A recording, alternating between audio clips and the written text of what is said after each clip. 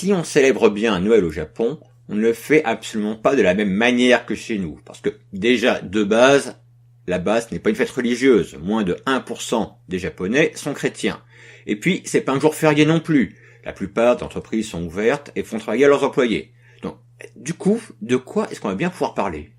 Comme beaucoup de traditions occidentales apportées d'abord par les missionnaires jésuites au XVIe siècle, puis pendant l'occupation américaine post-Seconde Guerre mondiale, les Japonais ont adapté Noël à leur sauce. Et c'est ce que nous allons voir à travers ces 5 exemples d'épisodes animés spécial Noël. À commencer par l'œuvre la plus célèbre d'Osamu Tezuka, le père du manga, Astro Boy. Astro Boy est la première véritable série animée produite en noir et blanc pour la télévision japonaise, débutant le 1er janvier 1963 sur Fuji TV et connaissant un énorme succès, ouvrant la voie à tous les animés que l'on connaît aujourd'hui. Dans son 100e épisode, diffusé le 26 décembre 1964 et intitulé The Robot House, Astro et sa famille font un voyage à la montagne pour Noël. Ils y rencontrent Mio, un orphelin qui vit dans une maison entièrement automatisée construite pour lui par son père, un inventeur décédé 10 ans auparavant. Rassurez-vous, cet enfant n'est pas seul au milieu des bois. Il est ami avec les animaux de la forêt.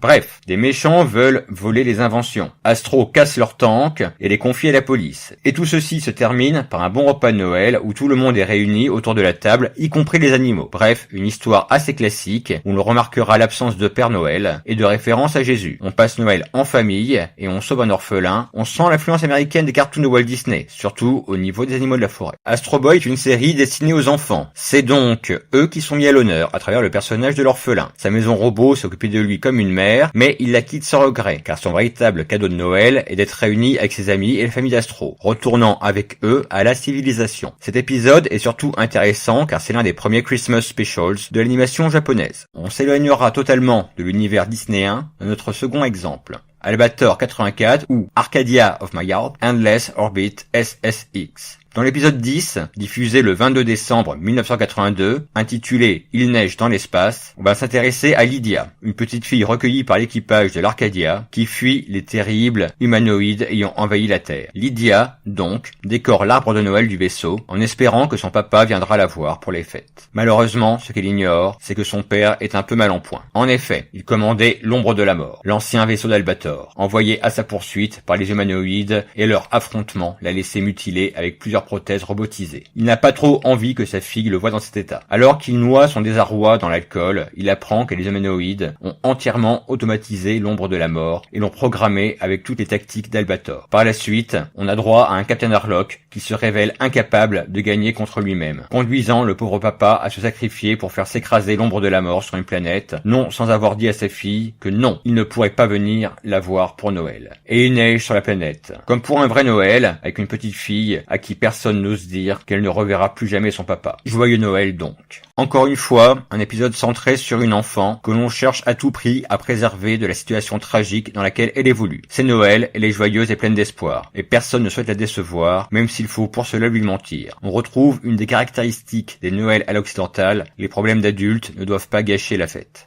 Bon, on va enchaîner sur un registre un peu plus léger, Cat Size. Dans leur 24e épisode, intitulé Joyeux Noël, nos voleuses dérobent un tableau contenant un disque enregistré par leur père, avec un message pour Alex, la petite dernière qui ne l'a pas connu. Une animatrice radio, obsédée par Cat Size, prend le disque par erreur et manque de le passer à l'antenne, mettant en danger le secret des 3 sœurs. Elles vont devoir le voler à nouveau pour qu'Alex ait son cadeau de Noël. Pour cela, elles utilisent un ballon en forme de Père Noël afin de distraire la police. On a droit à un sapin décoré, un réveillon en petit comité et de l'alcool. Encore une fois, la fête de Noël n'est ici qu'une toile de fond. On évoque les symboles occidentaux que sont le Père Noël et les décorations, mais le but véritable est de réaliser le bonheur de la jeune Alex. Plus tout à fait une enfant, mais tout de même la môme de la famille, la plus jeune. Détail qui a son importance dans la version originale japonaise, le prénom d'Alex est Ai, ce qui signifie amour. Et c'est toute l'importance de l'enregistrement de la voix du père. Il s'adresse à son enfant à naître et souhaite que, fille ou garçon, son prénom soit amour. Changeons une nouvelle fois d'univers avec le Christmas Special suivant, The Big O, une série de mechas. Dans la ville de Paradigm City, tous les habitants ont perdu la mémoire il y a de cela 40 ans. Ils célèbrent Heaven's Day, sans vraiment savoir de quoi il s'agit. Il y a des décorations, des chants, et on achète des cadeaux pour l'être aimé. Olivier, un pauvre saxophoniste qui vit misérablement avec sa petite amie aveugle, se voit confier une étrange pierre par un mystérieux vieillard déguisé en Père Noël. Cette pierre se révélera être en fait une graine qui germera le sort de Heaven's Day pour faire pousser un sapin géant que le héros tente d'affronter à bord de son robot, The Big Ho. C'est peine perdue, car le sapin crève le dôme qui recouvre la ville, se couvrant de décorations au passage. La neige tombe à travers le dôme, brisé, et toutes les personnes donnent des présents à ceux qu'ils aiment, rassemblés autour d'Olivier qui joue Jingle Bells sur son saxophone.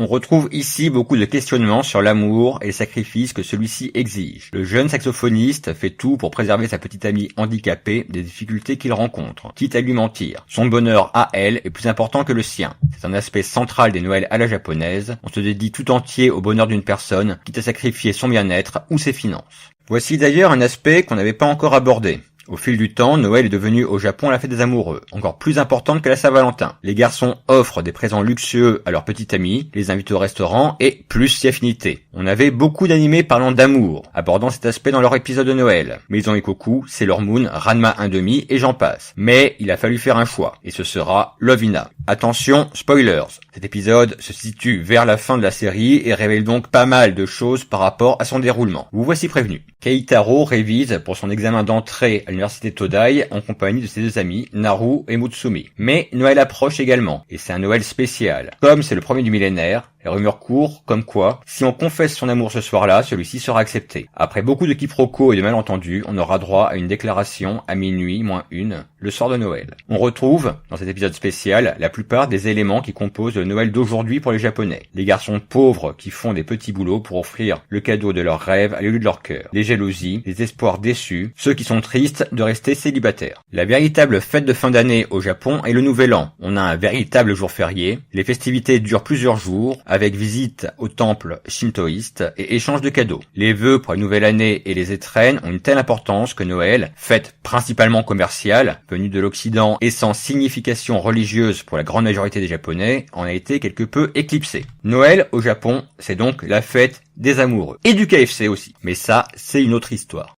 Dans le prochain épisode, nous parlerons du maître du suspense. Mais ça, c'est pour demain.